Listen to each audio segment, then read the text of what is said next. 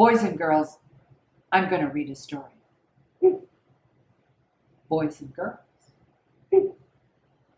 Oh my goodness, boys and girls, I'm reading a story. Oh, you drive me crazy. This is Dr. Seuss's Sleepwalking. The news. It just came in from the county of Kent that a very small bug by the name of Van Vleck is yawning so wide you can look down his neck. This may not seem very important, I know, but it is, so I'm bothering telling you so. A yawn is quite catchy, you see. Like a cough, it just takes one yawn to start another yawn off.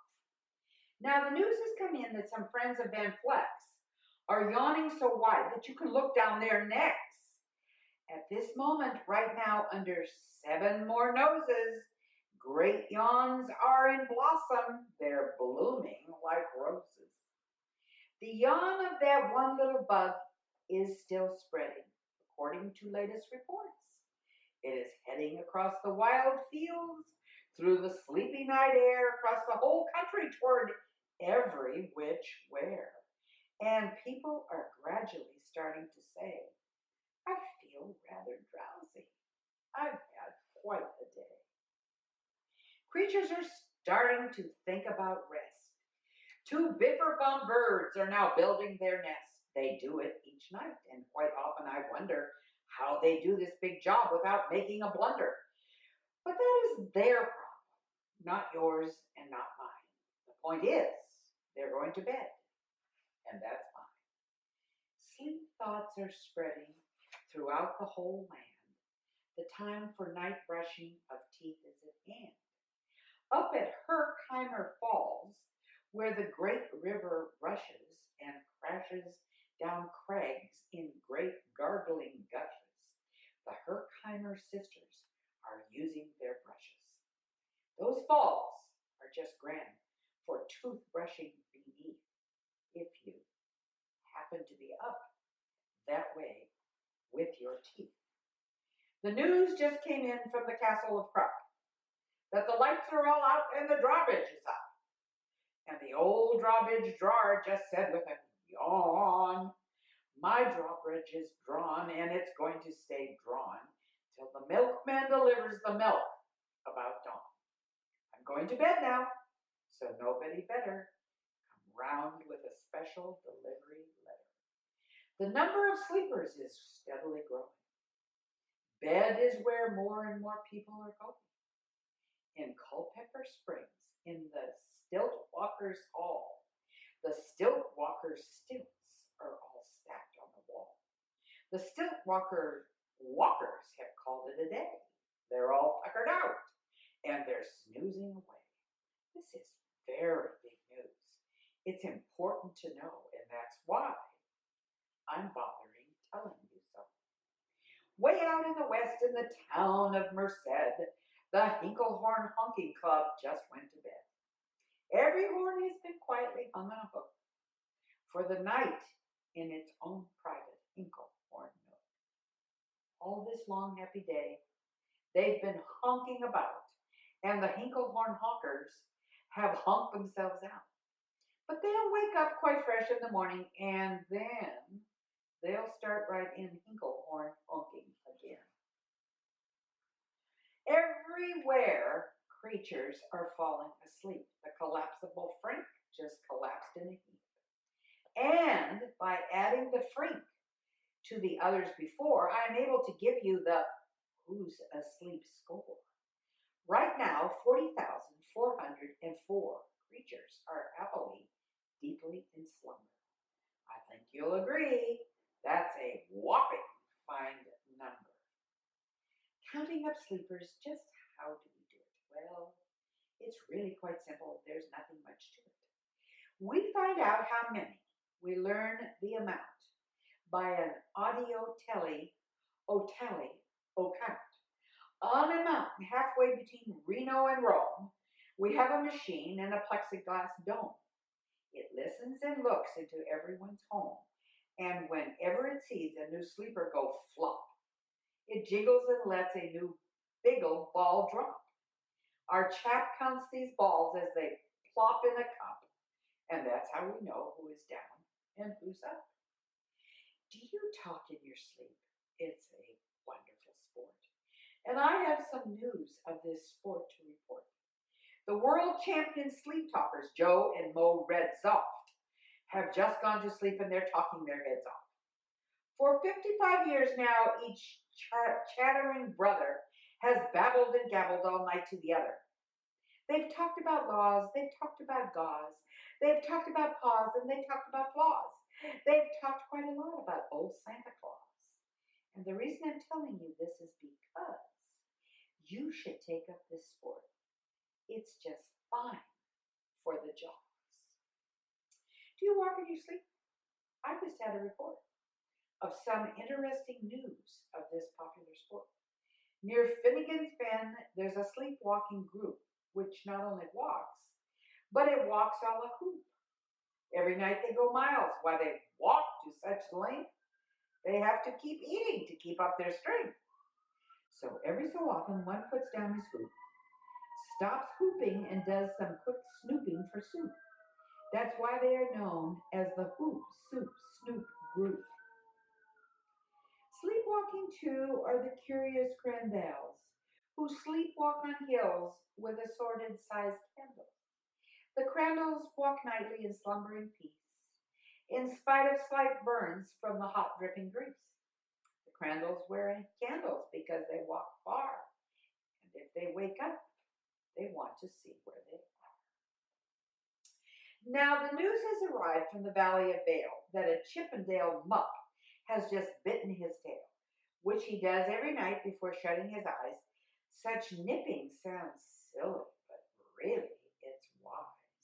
He has no alarm clock, so this is the way. He makes sure that he'll wake up at the right time of day. His tail is so long he won't feel any pain, till the nip makes the trip and gets up to his brain. In exactly 8 hours, the Chippendale muck will at last feel the bite and yell, ouch, and wake up.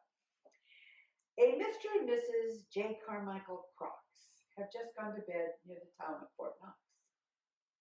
And they, by the way, have the finest of clocks. I'm not at all sure that I quite understand just how the thing works with that one extra hand. But I do know this clock does one very slick trick. It doesn't tick-tock, it goes tock-tick. So with the ticks in its talker and the tocks in its ticker, it saves lots of time and the sleepers sleep quicker. What a fine night for sleeping. From all that I hear, it's the best night for sleeping in many a year. They're even asleep in the Zweiback Motel, and people don't usually sleep there too well. The beds are like rocks, and as everybody knows, the sheets are too short. They won't cover your toes.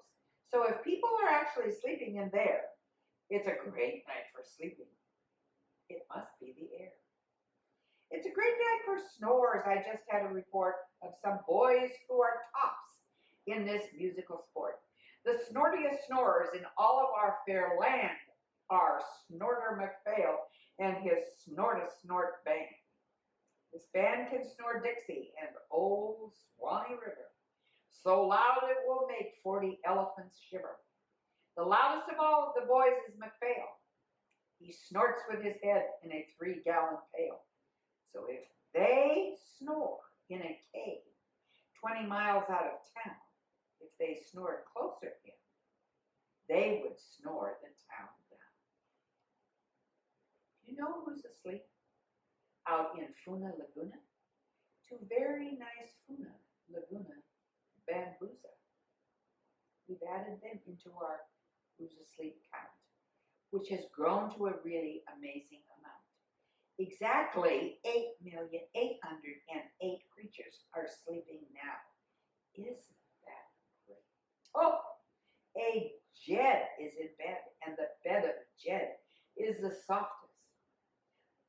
softest of beds in the world. It is said. He makes it from pom-poms he grows on his head, and he's sleeping right now on the softest of fluff.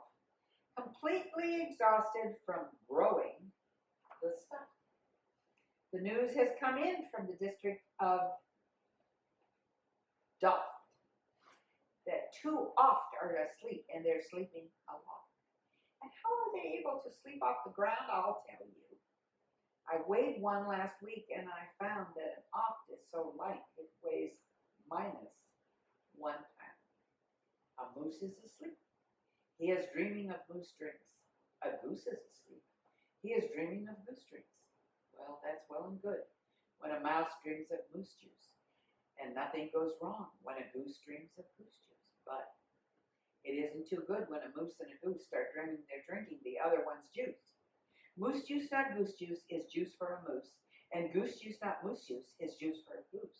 So when goose gets a mouthful of juices of mooses, and moose gets a mouthful of juices of gooses, they always fall out of their bed screaming, scream. So I'm warning you now, never drink in your dreams.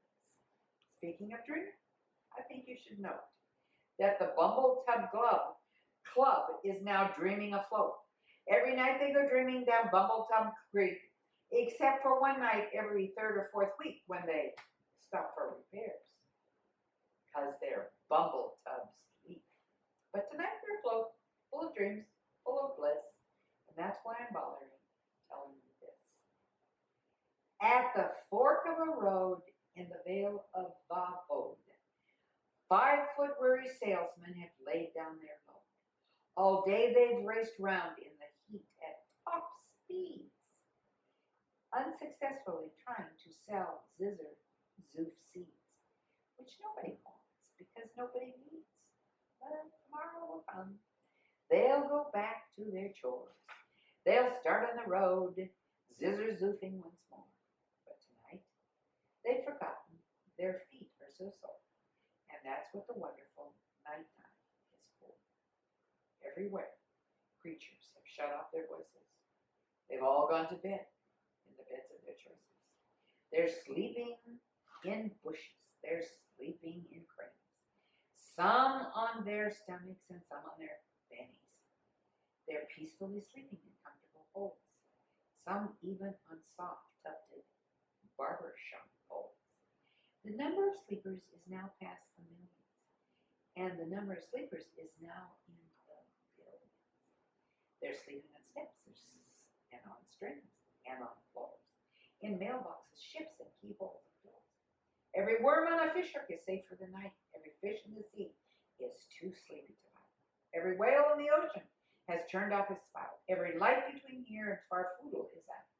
And now, adding things up, we are way beyond billions. Our Who's Asleep score is now up in the zillions.